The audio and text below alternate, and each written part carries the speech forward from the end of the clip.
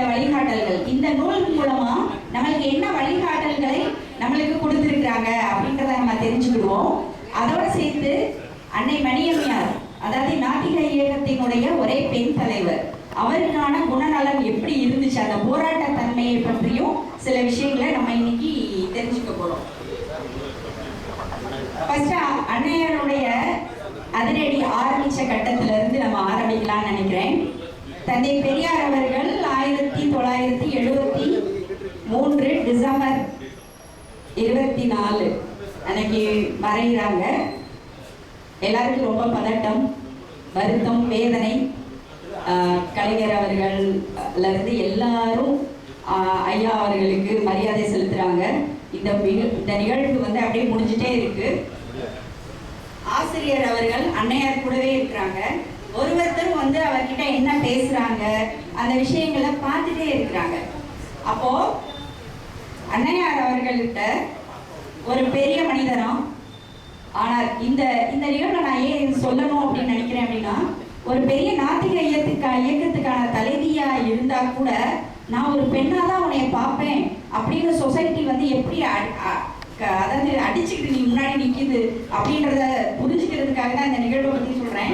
ஒரு பெரிய மனிதர் ஆனா சிறிய குணம் கொண்டவர் அப்படின்னு நம்ம ஆசிரியர் சொல்லியிருக்காரு. அவர் சொல்லியிருக்காங்க அம்மா கிட்ட, என்ன இருந்தாலும் நீங்க ஒரு விதவை தானே, உங்களால எப்படி எல்லாத்தையும் சமாளிக்க முடியும், அதனால எங்களை போன்றவர்களுடைய அறிவுரையை கேட்டு உதவிகளை பெற்று நடந்துக்கோங்க அப்படின்னு சொல்லியிருக்காங்க. அதுக்கு அம்மா வந்து ஆசிரியரோட சொல்லியிருக்காங்க, அன்னைக்குதான் அன்னையாரின் முகத்துல சீற்றத்தை கண்டேன், முதல் சீற்றம் அங்கதான் ஆரம்பிச்சிச்சு. அவங்க சொல்றாங்க, நான் தனியால் கிடையாது, என்னை சுத்தி இயக்க தோழர்கள் இருக்கிறாங்க, அவங்க கடைசி வரைக்கும் நிற்பாங்க, நான் பார்த்துக்கிறேன், நீங்க போகலாம் அப்படின்னு ஒரே அடி அடிச்சுட்டாங்களாம். ஸோ அவருக்கு ரொம்ப முகம் வந்து கோடி போச்சான். ஆனா அந்த மாதிரி சீற்றம், நான் சொன்னேன் இல்லையா, ஃபர்ஸ்ட் உரையில சொல்லியிருந்தேன், சைலன்ஸ் இஸ் a வெப்பன் அப்படின்னு நம்ம சொல்லியிருந்தேன்.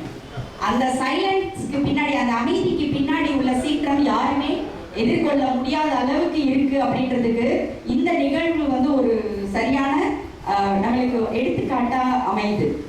ஸோ இதோட இதுதான் வந்து அன்னை மணியம்மையாரனுடைய அழுத்தமான ஒரு தெளிவான ஒரு ஆளுமையும் இதுல ஆரம்பிக்குது.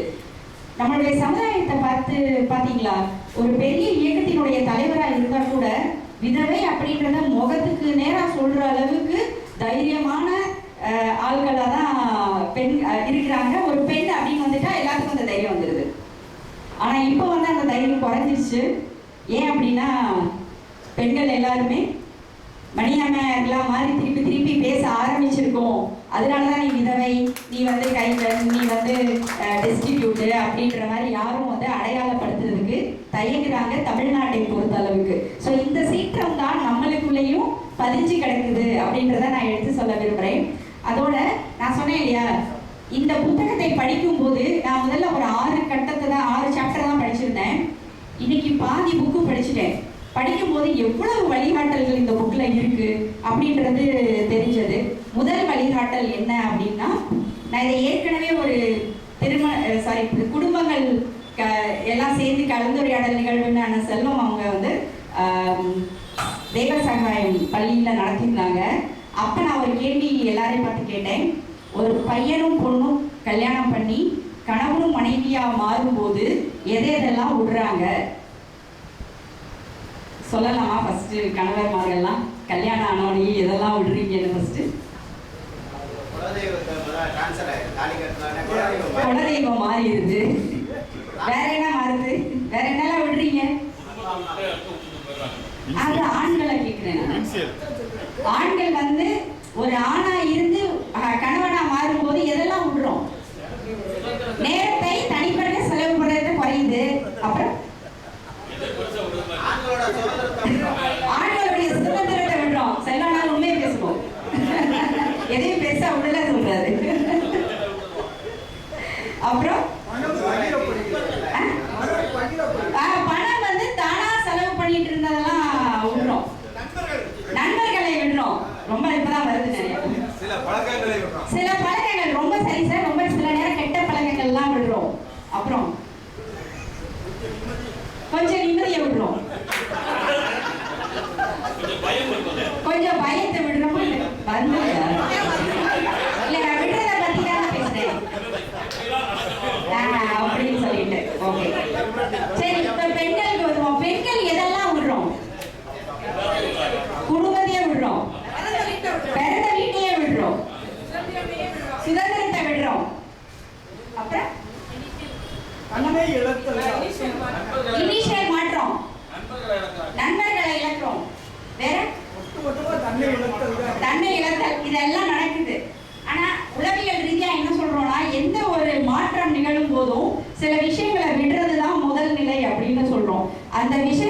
விடுறதுக்கு ரெடியா இல்லாத போது அந்த மாற்றத்துக்கு நம்ம ரெடியா இல்லைன்னு அர்த்தம். ஒரு பையன் கணவனா மாறுறதுக்கோ ஒரு பொண்ணு ஒய்ஃபா மாறுறதுக்கோ இந்த மாதிரி சில விஷயங்களை இப்போ பார்த்தீங்கன்னா இப்போ இருக்கிற பெண்கள்கிட்ட கேட்டீங்கன்னு வச்சுக்கோங்களேன், அறிவுமதி கரெக்டாக சொல்லிட்டாங்கன்னா காலை தூக்கத்தை விடுறோம்னு சொல்லுவாங்க. காலையில தூங்கவே விடுறதில்ல. கல்யாணம் பண்ணி போன இடத்துல அந்த வீட்டில் எத்தனை மணிக்கு எந்திரிக்கணுமோ அந்த வீட்டில் தான் அப்படிதான் எந்திரிக்கணும். ஸோ காலை தூக்கத்தை விடுறோம். அந்த மாதிரி நிறைய விஷயங்கள் இருக்கு. நைட்டு டிவி பார்க்கறத விடுறோம், நைட்டு ஃப்ரெண்ட்ஸோட பேசுறத விடுறோம், ஃப்ரெண்ட்ஸோட பிக்னிக் போடுறதெல்லாம் விடுறோம். இந்த மாதிரி இப்போ இருக்க குழந்தைகள் சொல்றாங்க. இந்த மாதிரி விடுறதுக்கு ரெடியா இல்லாத போது அந்த திருமண வாழ்க்கையில முதலடியில வைக்க முடியாம அந்த நேரத்துல பதற்றம்லாம் வந்து தான் பொருட்டுக்கு போய் நிற்கிறாங்க. வழக்கறிஞர்கள்லாம் இருக்கிறதுனால நான் சொல்றேன், அவங்க கேட்கும் போது அதான் அந்த மாறுறதுக்குரிய மாற்றம் அவங்களுக்கு விடுறதுக்கு ரெடியா இல்லை. அது தப்பு இல்லை. சிலருக்கு விட முடியும், சிலருக்கு விட முடியாது. நம்ம அது நியாயமா இல்லையான்னு நம்ம கேட்கறதுக்காக இல்லை. சரி, இதனுடைய அடுத்த ஏன் அதை நான் இப்போ பேசுறேன் அப்படின்னா, அதை விடுறோம்ல, அதுக்கு அடுத்த நிலையில பெரியார் செஞ்சிருக்காங்க. என்ன அப்படின்னா, அன்னை மணியம்மையார் கல்யாணம் ஆகி வந்துட்டாங்க. ஐயாவுக்கு தெரியுது அம்மா எதெல்லாம் விட்டுட்டு வந்திருக்காங்கன்னு சொல்லிட்டு அம்மாவுக்குன்னு ஒரு ராஜ்யத்தை உருவாக்கி கொடுக்குறாரு. நாகம்மையார் குழந்தைகள் அனாதை குழந்தைகள் இல்லம் அப்படின்றத உருவாக்கி அதை கொடுக்குறாரு. ஏன்னா அந்த இடத்துல அம்மாவுக்குன்னு ஒரு பவுண்டரியை உருவாக்கி அங்க ஃபுல் செயல்பாடு அவங்களோட தான், வேற யாரும் கிடையாது. இப்போ நீங்க வழக்கறிஞர்கள்ட்ட கேட்டீங்கன்னா இப்ப இருக்க ஏன் டைவர்ஸ் நிறைய வருது அப்படின்னா அதுல 9 விஷயம் சொல்லுவாங்க. அதுல ஒரு விஷயம் என்ன அப்படின்னா, ஆணும் நல்லா வளர்ந்துடுறாங்க, பெண்ணும் நல்லா வளர்ந்துடுறாங்க, ஆனா தனித்தனியா வளர்றாங்க. ஒருத்தரோட வளர்ச்சியில இன்னொருத்தர் அக்கறைப்படுறது இல்லை, ஒருத்தரோட வளர்ச்சியை இன்னொருத்தர் பெருமைப்படுறது இல்லை. அதனாலதான் நிறைய வந்து டைவர்ஸ் வருது அப்படின்னு சொல்றாங்க. ஆனா அம்மாவினுடைய வளர்ச்சியில ஐயா எவ்வளவு அக்கறை செலுத்தியிருக்காங்க. அவங்களுடைய அடையாளமும் அவருக்கு முக்கியம்னு காட்டுற மாதிரி அந்த நாகம்மையார் அனாதை குழந்தைகள் இல்லத்தை உருவாக்குறாங்க. இது எவ்வளவு பெரிய வழிகாட்டல் நம்மளுக்கு. ஒரு ஆண்களும் ஒரு பெண்ணும் நம்ம எதெல்லாம் விட்டுட்டு வர்றாங்க. ஹஸ்பண்ட் நிறைய விஷயத்த விட்டுட்டு வராங்க, ஒய்ஃப் நிறைய விஷயத்த விட்டுட்டு வராங்க. அந்த விட்டுட்டு வர்ற விஷயத்துக்கு மதிப்பு கொடுக்கணும். அடுத்த லெவல் விட்டுட்டு வந்தாதான் நீ ஹஸ்பண்ட் அண்ட் ஒய்ஃபா மாறணும்னு நாங்கள் சைக்காலஜிஸ்ட் சொல்லுவோம். ஆனா தந்தை பெரியார் அதுக்கு மேல விட்டுட்டு வர்றத நீ மதிப்பு கொடுக்கணும். மதிப்பு கொடுத்து அந்த வளர்ச்சியை ஒருங்கிணைச்சு கொண்டு போகணும். அப்பதான் மனித நேயம் சொல்றாரு. நீ ஹஸ்பண்ட் அண்ட் ஒய்ஃபா மாறுறேன்னு சொல்லல, மனித நேயம் அதுதான் அப்படின்னு சொல்லிட்டு அதை சொல்றதோட நிப்பாட்டாம ஒரு அனாதைகள் இல்லம் அப்படின்றத உருவாக்கி அது 13 குழந்தைகளை அந்த அனாதை இல்லம் வந்து ஆரம்பிச்சிச்சு. அதுல முழுவதும் அன்னை மணியம்மையார் அவர்கள் அந்த இல்லத்துல முழுவதுமா செயல்பாட்டை தொடங்கி செய்து விட்டு வர்றாங்க. இது நம்மளுக்கு முதல் வழிகாட்டல். எப்படி ஒரு அடுத்த ஜெண்டர் பெண்களை எப்படி மதிக்கணும், ஆண்களை எப்படி மதிக்கணும், 2 பேரும் இணையெடுத்து நடந்தீங்க அப்படின்னா என்ன மாதிரி ஒருத்தருக்கு ஒருத்தர் வளர்ச்சியில எப்படி அக்கறை காட்டணும் அப்படின்றதுக்கு இந்த நிகழ்வு வந்து நம்மளுக்கு ஒரு பெரிய வழிகாட்டலா இருக்கு அப்படின்னு நான் நினைக்கிறேன். அதுக்கு அடுத்ததா அந்த இல்லத்தினுடைய செயல்பாடு அப்படின்றதுல மணியம்மையார் அவர்கள் குழந்தைகளை வளர்க்குறாங்க. அதுல வளர்ந்த ஒரு அம்மா வந்து ஒரு அறிக்கை கொடுத்துருக்காங்க. அந்த அறிக்கை இந்த புக்கில் ஆசிரியர் அவர்கள் வந்து கொடுத்துருக்காங்க. காலையில 4 to 6 சாயந்தரம் ஃபர்ஸ்ட் ஸ்கூலுக்கு போயிடுவாங்க. ஸ்கூல்லேருந்து வந்து 4 to 6 விளையாடுவாங்க.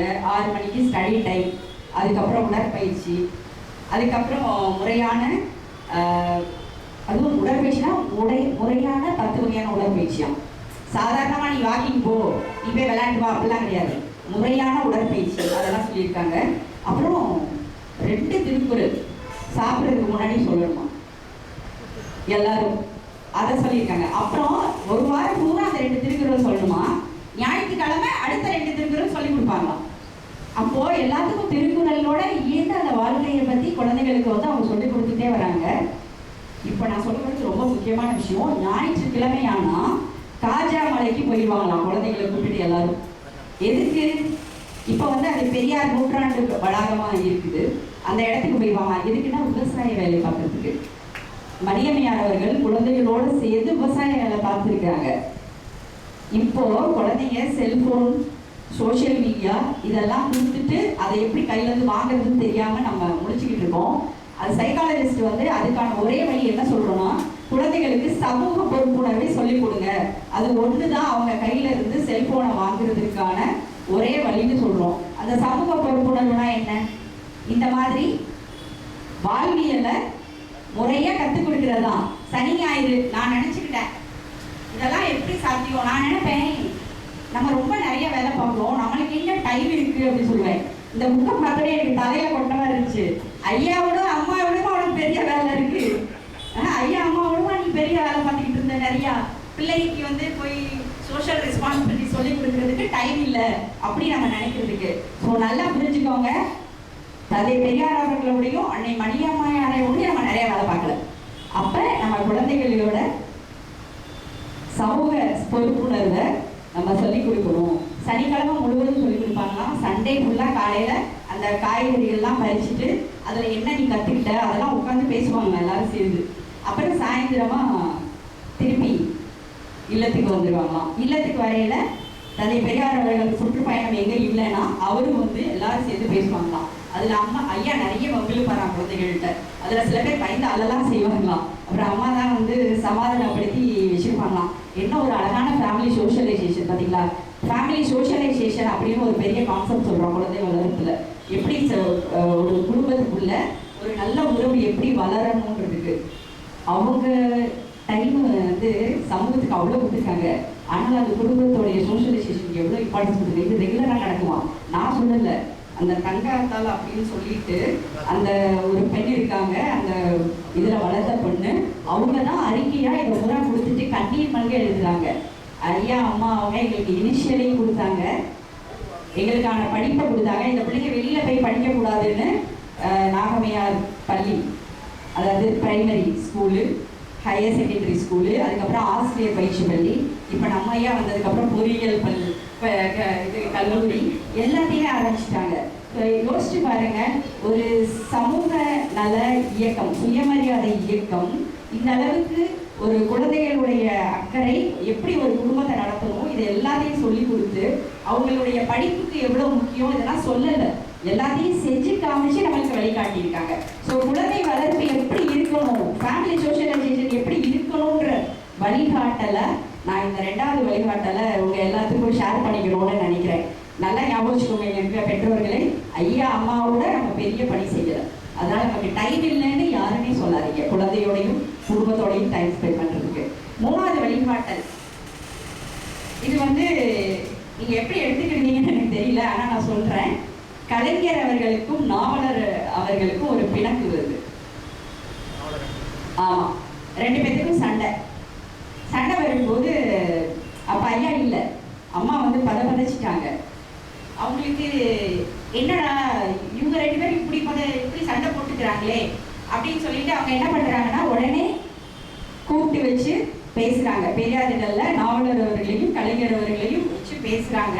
அப்போ சொல்கிறாங்க, தமிழர் சமுதாய நிலையை எண்ணி பார்த்து பெரும் வேதனைப்படுகிறேன். தமிழர் இனம் தலை தூக்கும் போதெல்லாம் பிளவு என்னும் கடும் நோய் அதனை ஆட்கொள்ளியாக ஆக்கி வரும் கொடுமை நம் சமுதாய வரலாற்றில் இன்னமும் தொடர்ந்து கொண்டே இருக்கிறது அப்படின்றத சொல்லிட்டு, திமுகவால் கூறப்படும் கடமை, கண்ணியம், கட்டுப்பாடு, இதுல மற்ற 2ஐ நீ எப்படினாலும் எடுத்துக்கோ, ஆனா அந்த கட்டுப்பாடு என்பதற்கு முதலிடம் கொடுக்கணும். அதுதான் நம்ம அறிவு தந்தை அவர்கள் எழுதியதை கல்லில் செதுக்கப்பட்ட எழுத்துக்களாக இந்த அறிவுரையை நான் நினைவுபடுத்த வேண்டுகிறேன். இந்த கட்டுப்பாடு அப்படின்றத ஞாபகம் வச்சுக்கிட்டு 2 பேரும் நீங்க வந்து நான் எந்த சார்பாகவும் பேசவில்லை, தமிழர் சார்பில் பரிதாபத்திற்குரிய தமிழர் நல சார்பாய் பேசுகிறேன் அப்படின்னு சொல்லிட்டு இந்த வார்த்தையெல்லாம் பேசுறாங்க. பேசிட்டு யார் முந்தி கண்டார்கள் என்று மக்கள் அறியா வண்ணம் கட்சியை காப்பாற்ற முந்திக் கொள்ளுங்கள் என்று உரிமையோடு அன்போடு வேண்டிக் கொள்கிறேன் அப்படின்னு சொல்றாங்க. அப்புறம் நமக்குள் யார் பெரியவர்கள் என்பது நமக்கு முக்கியம் இல்லை. தமிழர்களுக்கு குறிப்பாக கோடான கோடி தாழ்த்தப்பட்ட பிற்படுத்தப்பட்ட சமுதாய இன மக்களுக்கு எந்த அளவு நாம் தொண்டு செய்ய துடித்துக் கொண்டிருக்கிறோம் என்பதே உண்மை. மறந்து விடாதீர்கள். யார் பெரியவர்னு யோசிக்காதீங்க. மக்களுக்கே தெரிய வேணாம், யார் முந்திக்கிறீங்களோ முந்திக்கிட்டு அதை சமாதானப்படுத்துங்க அப்படின்னு சொல்லிட்டு ரொம்ப பரிதவிச்சு இந்த விஷயத்தை அவங்க செய்கிறாங்க. அதுக்கப்புறம் கலைஞர் அவர்கள் இந்த விஷயத்தை வந்து நம்மளுடைய ஆசிரியர் அவர்களும் முன்னெடுத்து இந்த ஒரு சமாதான பேச்சுவார்த்தையெல்லாம் நடக்குது எங்க வச்சுன்னா பெரியார் திடல்ல. பெரியார் திடல்ல அதுக்கப்புறம் வந்து இது கலைஞர் அவர்கள் சொல்றாங்க, பெரியார் திடல்ல வச்சு பேசும்போது இளமை காலம்லாம் ஞாபகம் வந்துருச்சு. நம்ம எதுக்காக இந்த சமுதாய பணிக்கு வந்தோம், இப்ப என்னத்துக்காக அழிச்சுட்டு நிற்கிறோம், இதெல்லாம் ஞாபகம் வந்து 2 பேரும் ஒரே ஒரு மேடையை ஒரு ஸ்டூலை தூக்கி போட்டு 2 பேரும் ஒரே மேடையில் ஏறி நின்று தொண்டர்கள்ட்ட பேச ஆரம்பிச்சிட்டாங்களாம், நாவலரும் கலைஞர் அவர்களும். ஸோ இது வந்து ஒரு பெரிய ஒரு வரலாற்று நிகழ்வு. ஒரு ஒரு இயக்கத்துக்குள்ள பிறகு வரலாம். ஒரு குரூப்பா மக்கள் இருக்கும்போது கட்டாயமா கான்ஃபிளிக்ட் வரும். ஆனா நம்ம எதுக்காக சேர்ந்தோம் குழுவா அப்படின்றது நம்மளுக்கு ஞாபகம் இருந்தா, நான் பெரியவனா நீ பெரியவனா, நீ தப்பு பண்ணிட்ட நான் தப்பு பண்ணிட்டேன் அப்படின்ற விஷயத்தை விட்டுட்டு நம்ம யாருக்காக இங்க ஒன்னா நிக்கிறோம் அப்படின்றத நினைச்சு பார்த்து நம்ம குழுவா இணையணும் அப்படின்றதுதான் அம்மாவுடைய வேண்டுகோள்.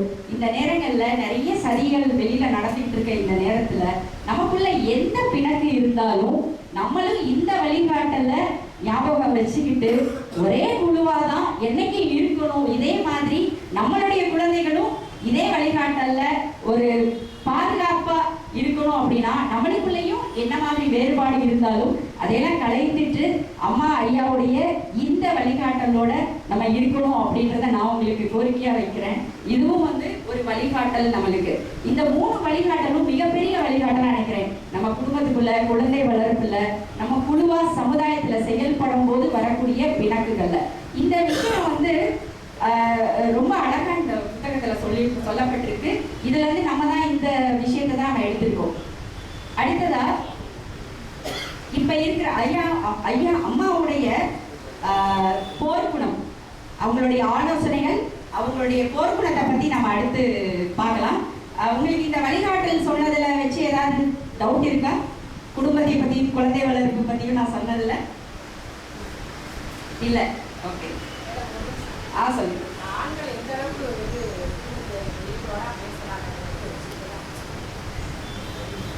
ஆண்கள் எந்த அளவு ஈடுபாட்டோட பேசணும் அப்படின்னு, ஆண்கள் எந்த அளவுக்கு ஈடுபாட்டோட பேசணும், பெண்கள் அவங்களுடைய இணையார் வந்து எந்த அளவுக்கு எதிர்பார்க்கிறாங்களோ அந்த அளவுக்கு பேசணும் கட்டாயமா. அதாவது ரியாலிட்டிக்கு ஏற்ற மாதிரி டெய்லி பேசணும் அப்படின்னு நம்ம சினிமால காட்டுற மாதிரி முடியாது. ஆமா, அண்ணனுக்கு சம்பந்தப்பட்ட, அதான் அதுதான் சொல்றேன், அண்ணனுக்கு சம்பந்தப்பட்ட விஷயத்தை பேசிடணும். அண்ணனுக்கு ஒரு தடவை ஐ லவ் யூ சொல்லிடணும். இதெல்லாம் நம்ம வந்து சினிமால சொல்லிட்டு இருக்காங்க. அது வந்து சாத்தியம் கிடையாதுமா. நம்ம வந்து நான் என்ன சொல்லுவேன் அப்படின்னா, ஆண்களா இருந்தாலும் சரி பெண்களா இருந்தாலும் சரி, எதுக்கு நான் இதை தொடர்ந்து பேசணும்னு வழியுதுன்னா, திடீர்னு ஒரு சண்டை வருதுன்னு வச்சுக்கோங்க வீட்டுக்குள்ள, 2 பேரும் சேர்ந்து பேசுறதுக்கு ஒரு பிளாட்ஃபார்ம் வேணும்ல. திடீர்னு வா நம்ம 2 பேரும் பேசுவோம் அப்படின்னு ஆண் கூப்பிடுறதுக்கும் அவங்களுக்கும் ஈகோ இருக்கு. பெண்களும் சரி நான் சமாதானம் போயிடலாம் நினைச்சாலும் எப்படி கூப்பிட்டு பேசுறதுன்றதுல ஒரு ஈகோ இருக்கு. அதனாலேயே அந்த பிரச்சனை வந்து வளர்ந்துகிட்டே போகுது. அப்போ அதுக்கான ஒரு பிளாட்ஃபார்மை நம்ம எப்பவுமே ரெகுலரா வாரத்துல சனிக்கிழமையோ இல்ல ஒரு வெள்ளிக்கிழமையோ நாங்க 2 பேரும் நடந்து போயிட்டு வருவோம் கொஞ்சம் தூரம் அப்படின்றது ரெகுலரா ஒரு பிராக்டிஸ் வச்சுக்கிட்டீங்கன்னு வச்சுக்கோங்களேன். அந்த பிராக்டிஸ் அப்ப தானா பேசுவோம். ஏதோ ஒரு பிராக்டிஸ், எனக்கு தெரிஞ்சது வாக்கிங். நாங்களே நைட்டு உட்காந்து ஒரு டீ போட்டு பேசுவோமான்னு கேட்பேன். ஒரு டீ குடிக்கலாமா, ஒரு லெமன் டீ குடிக்கலாமா அப்படின்னா எனக்கு நான் அவன்கிட்ட ஏதோ பேசுறதுக்கு இருக்கு. சில நேரம் ஏன்னா அந்த அதாவது அவங்களுக்கு சாப்பிட்ற விஷயம் ரொம்ப பிடிக்கும். அதனால சரியா சாப்பிட்ற விஷயம் பிடிக்கும் அப்படின்றதுனால அவங்களுக்கு எது பிடிக்குமோ, எனக்கு என்ன பிடிக்குமோ அதை வச்சு அவர் கேட்பாரு. இதை பண்ணுவோமானா நான் சரின்னு சொல்லிடுவேன். ஆனா நான் உன்ட்ட சமாதானம் விரும்புறேன் அப்படின்ற ஈகோ வந்து விட்டு கொடுக்கறதுக்கு இன்னும் நம்ம எல்லாரும் ரெடியா இல்லைன்றதுக்காக இந்த வழியை சொல்றேன். நீங்க கேட்டது ரொம்ப நல்ல கேள்வி. ஆனா ஏதோ ஒரு நேரம் நம்ம பேசுறத ரெகுலரா வச்சுக்கிட்டோம் அப்படின்னா திடீர்னு சண்டை போட்டா இதென்ன இன்னைக்கு மட்டும் புதுசா கேட்கிறேன் அப்படின்னு கேட்க தேவையில்லை. ரெகுலரா அந்த மாதிரி ஒரு பிளாட்ஃபார்ம் இருக்கணும். அதுக்காக தான். சரியா? ஓகே, வேற ஏதாவது கேள்வி இன்ட்ரெஸ்டிங்கா? இல்ல, இப்ப சாப்பிடுற நேரத்துல பேசுறாங்க.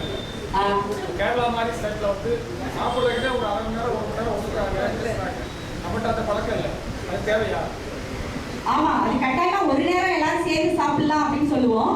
நான் என்ன சொல்றேன்னா சாத்தியப்படுறதை பொறுத்து. இப்போ ஒரு கணவர் வந்து வெளியூர்ல வேலை பார்க்கறாரு, டெய்லி வெளியூர்ல இருந்து வச்சுக்கோங்களேன். இப்போ மகேந்திர நாமளே எடுத்துட்டீங்கன்னா காலைல போனாங்கன்னா வர்றதுக்கு 7:30 மணி ஆயிடும். எங்கள் வீட்டில் எல்லாமே 7:30 மணிக்கு முன்னாடியே சாப்பிடுவோம். சில நேரம் நான் மட்டும் லேட்டாக சாப்பிடுவேன், ஆனால் அவருக்கு வந்தோடனே சாப்பிடுவோம். அப்படின்ட்டு இருக்கும்போது ஒரு கட்டுப்பாடு அந்த இடத்துல வைக்கும்போது அதுவே ஒரு பெரிய போர்ஸாக போயிடும். அப்போ நாங்கள் என்ன சொல்லுவோம், இந்த சனி ஞாயிறு சமயங்களில் எல்லாரும் கட்டாயமாக சேர்ந்து சாப்பிடுவோம் அப்படின்ற மாதிரி சேர்ந்து சாப்பிடுவோம். காலை நேரங்களில் சேர்ந்து சாப்பிடுவோம். நம்மளோட குடும்பத்துக்கு ஏற்ற மாதிரி அதை வச்சுக்குவோம். ஒரு வழிகாட்டல் தான். சாப்பிடும்போது எல்லாரும் ஃப்ரீயா இருப்போன்றதுக்காண்டி எல்லாரும் சேர்த்து ஒரு நேரம் சாப்பிடுங்க. இப்போ யாரும் குடும்பத்துல ப்ராப்ளத்தோட வர்றாங்கன்னு வச்சுக்கோங்களேன், அவங்களுக்கு நாங்கள் சொல்லுவோம் ஒரு நேரம் மாதிரி சேர்ந்து சாப்பிடுங்க, ஒரு நேரம் ஏன் வெளில போயிட்டு வாங்க அப்படின்னு சொல்லுவோம். பட் அது வந்து நம்மளுடைய குடும்பத்துக்கு ஏற்ற மாதிரி நம்ம வச்சுக்கலாம். ஃபேமிலி ரூல்ஸ்னு வச்சிருக்கோம்ல, எங்கள் வீட்டில் 9 மணிக்கு மேலே யாராவது வெளில இருந்தால் அடுத்தவங்கள்ட்ட பர்மிஷன் வாங்காமல் இருக்கக்கூடாது. அவர் வெளில போனோன்னா என்கிட்ட பர்மிஷன் கேட்கணும். எங்கள் பாப்பா வெளில போனோன்னா எங்கள் 2 பேருக்கே பர்மிஷன் கேட்கணும். நானும் அவங்க 2 பேருக்கு பர்மிஷன் கேட்கணும். இது வந்து பாப்பா 6வது படிக்கிறதுலேருந்து வச்சது. அதனால அது இப்போ 25 வயசானாலும் வெளியில் போகணும்னா என்கிட்ட பர்மிஷன் கேட்டுட்டு தான் போகுது. அந்த ஃபேமிலி ரூல்னு இருக்கும்போது அது அப்படியே வந்துடும் எல்லாத்துலேயுமே. இது வந்து நம்மளுடைய ஒரு ஒழுங்குமுறைக்காக நம்ம கொண்டு வர்றது, வேற ஒன்றும் இல்லை. இது எப்போ வந்து நம்ம குடும்பத்தில் ஒத்து வரலையோ அப்போ 3 பேர் சேர்த்து உட்காந்து மாற்றிக்க வேண்டியதான். ஒன்றும் பிரச்சனை இல்லை அதில்.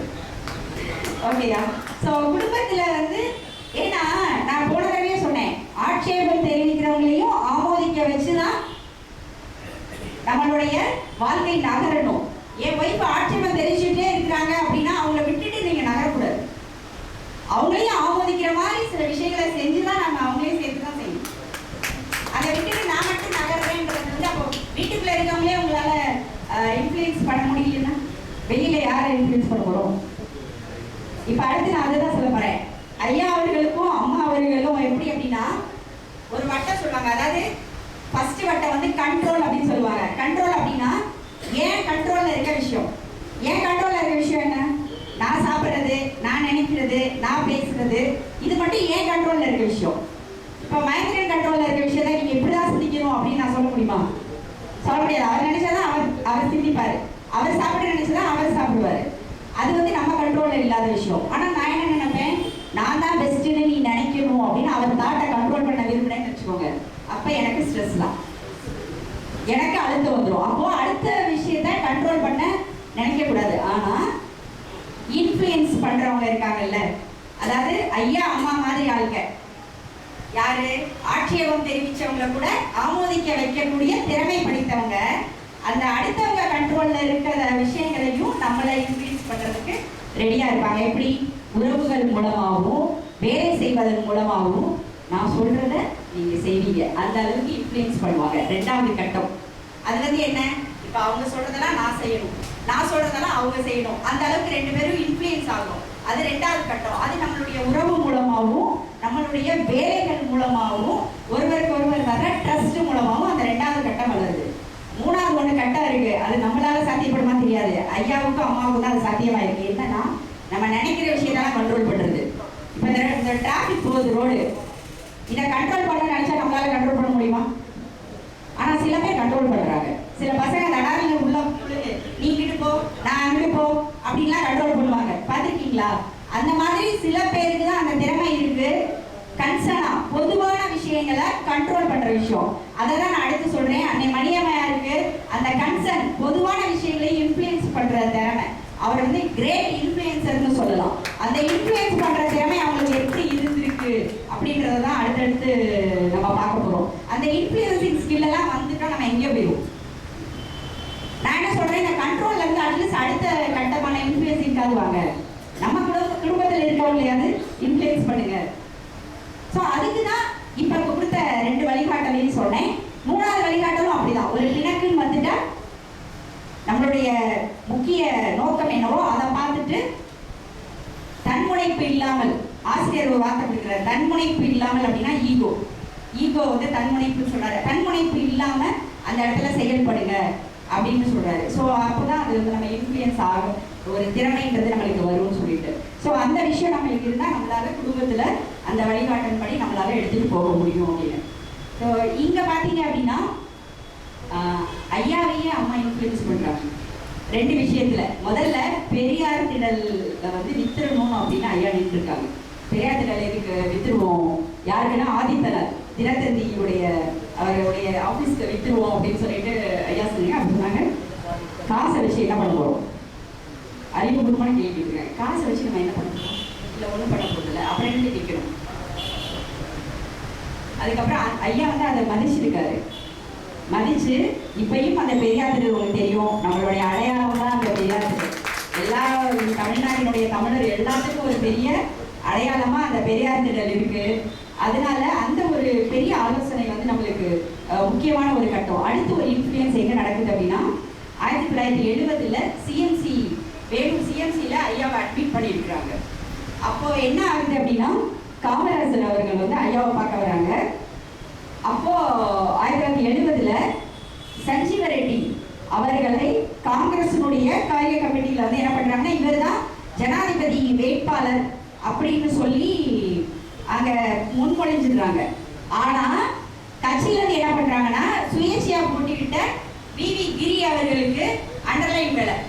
அவரை வந்து நீங்க அவருக்கு வந்து நீங்க முடிஞ்ச வேணும்னா, உங்களுக்கு பிரியம்னா நீங்க அவருக்கு ஓட்டு போடலாம். அப்படி யார்? இந்திரா காந்தி அம்மாவை அப்படி சொல்லியிருக்காங்க. அப்ப காமராஜர் பதறிடுறாரு.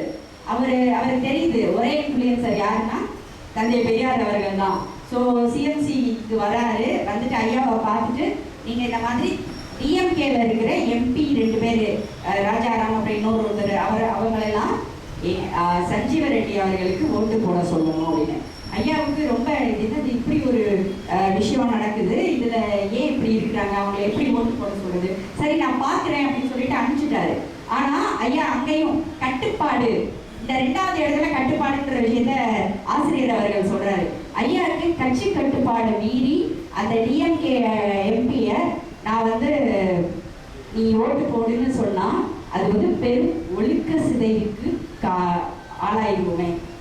ஒரு பெரும் ஒழுக்க சிதைவுக்கு நம்மளே அடிகோள்ன மாதிரி ஆயிடுமே. பாருங்களேன் எவ்வளவு பெரிய ஆளு. அவர் சொன்னா எல்லாரும் கேட்கறதுக்கு ரெடியா இருக்காங்க. ஆனா கூட நான் சொல்றதுலயும் நியாயம் இருக்கணும்னு கடைசி வரையும் அதுல பிடிச்சிட்டு நிக்கிறாரு. அப்போ அதுலயே அவர் ரொம்ப நொந்துட்டு உட்கார்ந்துருக்காரு. அப்ப அம்மா கேட்டாங்க, ஏன் கஷ்டப்படுறீங்க, உங்களுக்கு தெரியுது இது சரியான விஷயம் இல்லைன்னு தெரியுது இல்ல, அப்போ அந்த பெரும் ஒழுக்க சிதைவு அப்படின்னு தெரியுது, கட்டுப்பாடு இல்லைன்னு தெரியுதுல்ல, அப்ப அதை கூப்பிட்டு நம்ம சொல்லிடுவோம் அப்படின்னு சொல்லி அம்மா வந்து போல்டா ஒரு டெசிஷன் சொல்றாங்க. ஐயா உடனே ஆசிரியர் அவர்களை கூப்பிட்டு, இப்போ காமராஜர் கிளம்பியிருப்பாரா? இல்லை கிளம்பல, இங்கதான் இருக்காரு, ரெஸ்ட் எடுத்துட்டு இருக்காரு.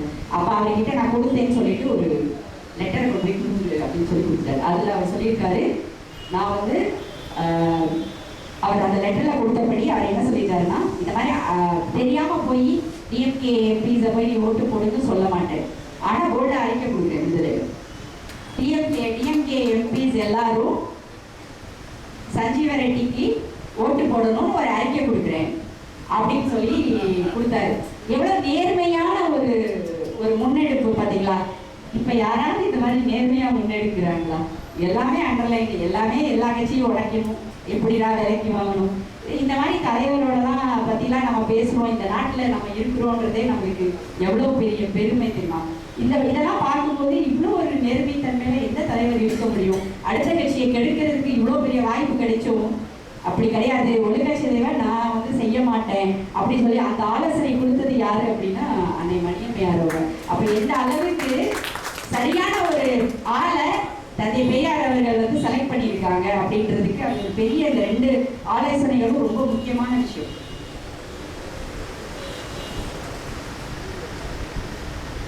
அடுத்ததா அன்னையார் அவர்களோட முடிவை வந்து ஒரு தடவை எதிர்த்திருக்காங்க நம்ம கட்சியில. அதுவும் எதிர்த்தது வந்து நம்மளுடைய ஆசிரியர் அவர்களே. அந்த நிகழ்வையும் நான் உங்களுக்கு சொல்லி ஆகணும். எப்ப இது நடந்துச்சு அப்படின்னா 1977 திராவிடர் கழக மத்திய நிர்வாக குழு கூட்டம் நடக்குது.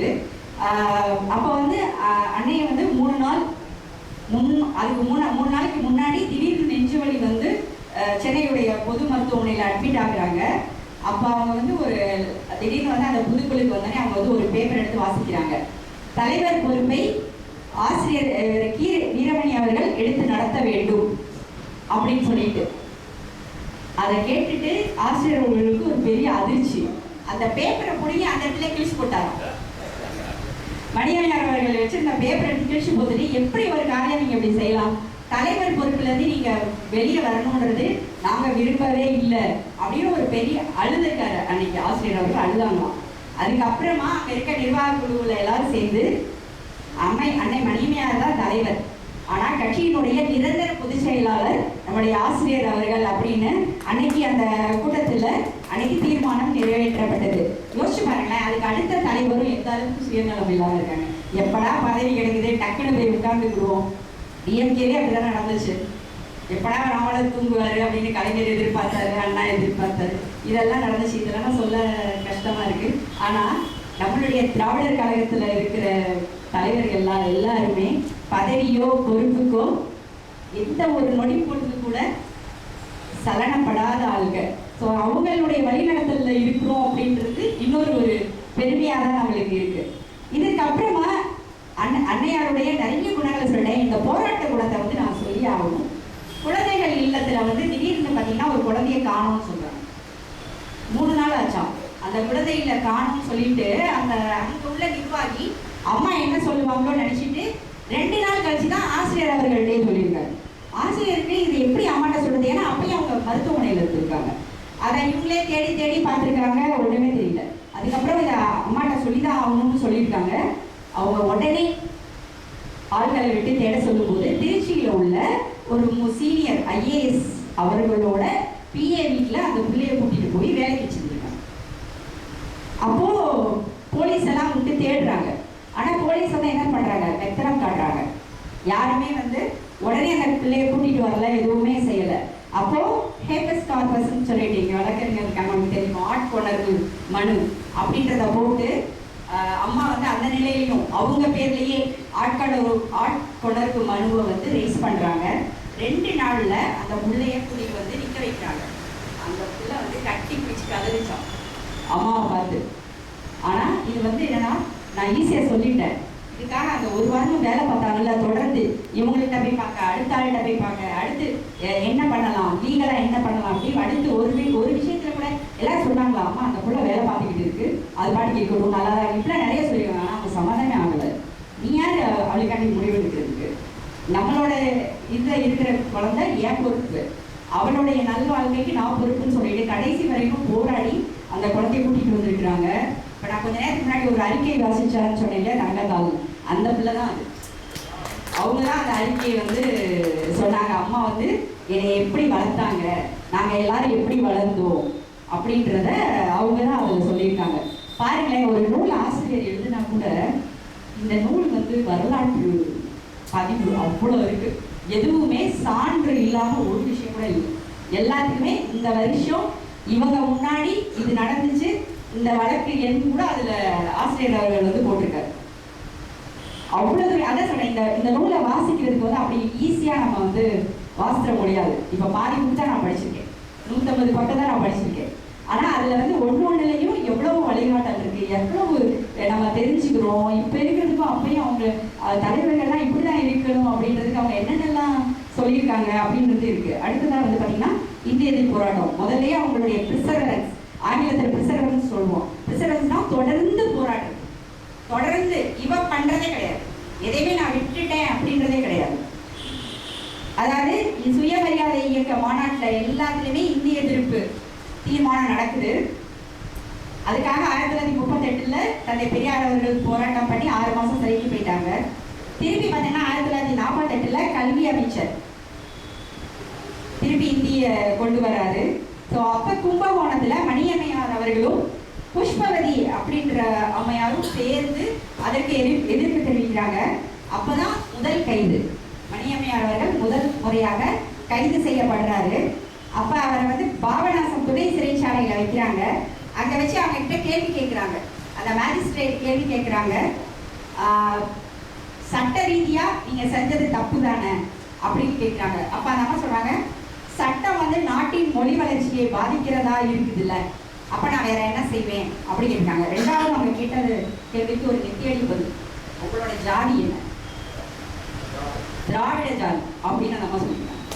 ஸோ எல்லாரும் அந்த அந்த 3 கொஸ்டின், இது 2 கொஸ்டின் வந்து ரொம்ப ஆணித்தரமானது. அதுக்கப்புறம் வந்து அம்மையார 2 மாதம் சிறை தண்டனை கொடுத்து தான் அமைச்சிருக்காங்க. ஆனால் அதில் அவங்க அசரவே இல்லை. இந்த மாதிரி நிறைய கேள்வி பதில்கள் அந்த மாஜிஸ்ட்ரேட் கூட்டி வச்சு இவங்க ஏதாவது வித்தியாசமாக பதில் சொல்லிட மாட்டாங்களா, இதன் மூலமா சுயமரியாதை இயக்கத்துக்கு ஏதாவது கேடு சொல்லிடுவோமான்னு நிறைய புலனாய்வு பண்ணிட்டே இருந்திருக்காங்க போல. ஆனா அம்மா அசராம தெளிவா எல்லா இடத்துலையும் பதில் சொல்லியிருக்காங்க. அடுத்து பாத்தீங்கன்னா பிராமணால் பெயர் நீக்கம். அது பாத்தீங்க அப்படின்னா ஜாதியை பாதுகாக்கும் நம்மளுடைய அரசியல் சட்டத்துல திருத்தம் கொண்டு வரணும். அது அப்படி இல்லைன்னா அதை எரிப்போம் அப்படின்னு சொல்லிட்டு 1957 தமிழ்நாடு முழுவதுமா அந்த போராட்டம் நடந்தது. அதுல பாத்தீங்கன்னா 1957 மே 5ஆம் தேதி, அதுக்கு முன்னாடியே நம்மளுடைய எல்லா தமிழ்நாட்டில் உள்ள பெரும்பாலான இடத்துல அந்த பிராமணன்ற பேரை வந்து நிறைய பேர் நீக்கிட்டாங்க. ஆனா சென்னையில வந்து ட்ரிப்ளிகேன்ல முரளி கஃபேன்னு ஒரு இடம், அவர் மட்டும் நீக்க மாட்டேன், சட்டத்துல அதுக்கு இடம் இருக்கு அப்படின்னு சொல்லியிருக்காரு. அப்போ பெரியார் அவர்களும் குத்தூசி குருசாமி அவர்களும் அன்னை மணியம்மையார் 3 பேரும் அங்க போயிருக்காங்க. அதுல பெரியார் அவர்களும் குருசாமி அவர்களும் கைது செய்யப்படுறாங்க. அப்ப மணியம்மையார் என்ன சொல்றாங்க, அப்ப நான் வந்து இது வந்து நாங்க திருப்பி போய் பேச்சுவார்த்தை நடத்துறாங்க அந்த உடனே கஃபே அந்த ஓனர் கிட்ட. அவர் முடியாதுன்னு சொல்றாரு. அப்ப நம்ம என்ன செய்வோம், சரி அடுத்து ஒரு பெரிய ஆர்ப்பாட்டத்துக்கு ரெடியாகும் அப்படிதான் இருக்கோம். அப்பா அம்மா சொன்னாங்க அப்படி இல்லை, தொடர்ந்து அப்ப சாயந்தரம் வந்து உங்க கடை முன்னாடி நின்று ஆர்ப்பாட்டம் பண்ணுவோம் சொன்னதோட இல்ல, டெய்லி சாயந்தரம் 5 to 8 அங்க போய் முன்னாடி நின்று 2 வாரம் தொடர்ந்து நின்று போராட்டம் பண்ணிட்டே இருந்திருக்காங்க. போக வர மக்கள்கிட்டலாம் ஜாதி பேர் உள்ள இந்த ஹோட்டலுக்கு போகாத, ஜாதி பேர் உள்ள இந்த கடையில சாப்பிடாத அப்படின்னு சொல்லிட்டே இருந்திருக்காங்க. உடனே பிடிச்சி கொண்டு போய் திருப்பி உள்ள உட்கார வச்சுட்டாங்க. அப்ப அவங்க கேட்டிருக்காங்க, நீ வந்து இந்த மாதிரி பண்ணது தப்பு தானமா அப்படின்னாங்க. நாங்க வந்து குரூப்பா போகலையே, ஏன்னா வழக்கு போட்டது வந்து குரூப்பா போய் சட்டத்துக்கு எதிராக பண்ணியிருக்காங்கன்னு வழக்கு போட்டிருக்காங்க. நான் சொன்னேன் குரூப்பா போகலையே, நான் தனியால தான் சொன்னேன். நான் தனியால போய் நான் ஜாதி மறுப்பு கொள்கை உள்ள ஒரு கட்சியில உள்ள இயக்கத்துல உள்ள ஆளு, நான் ஏன் ஒப்பீனியனா சொன்னேன். அந்த வழக்கு நிற்கவே இல்லை. என்ன சொல்றது, தனியாலா போய் தொடர்ந்து 2 வாரம் யாராவது போக முடியுமா? இப்ப ஏதாவது ஒரு விஷயம் அப்படி 2 வாரம் நடக்குதா பண்ணி எனக்கு தெரிஞ்சு நீட் எதிர்ப்புக்கு மட்டும் நம்மளுடைய ஆசிரியர் அவர்கள் என்னைக்கு நீட் வந்துச்சோ அன்னையில இருந்து தமிழ்நாடு முழுவதும் பிரச்சாரம் பண்ணிக்கிட்டு எந்த ஒரு இளைஞர் பயிற்சி பண்ற எதுலனாலும் நீட்டை பத்தி பேசிக்கிட்டு எல்லா மாநாட்டையும் அதை பத்தி பேசியிருக்காரு.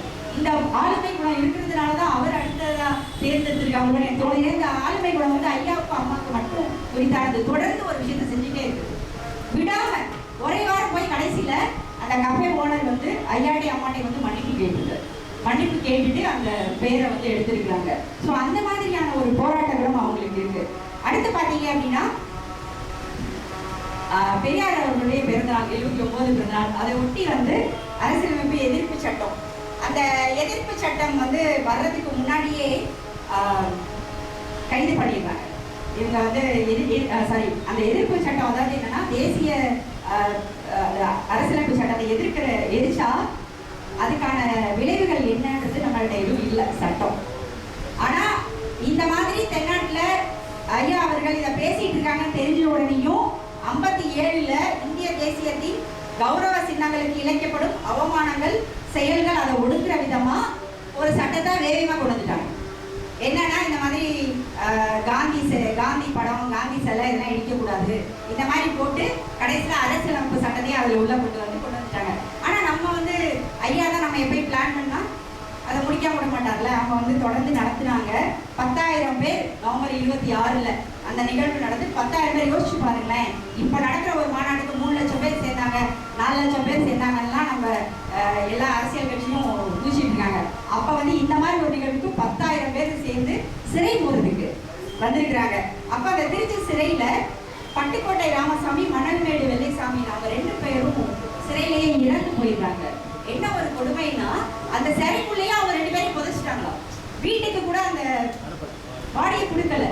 இதை தெரிஞ்சோடனே அம்மா பதச்சு போய் ஐயாவை போய் சிறையில பார்த்துட்டு திருப்பி நேரடியா சென்னைக்கு வந்து காமராஜர் தான் அப்போ முதலமைச்சர், அவரை பார்த்து நியாயம் கேட்டிருக்காங்க.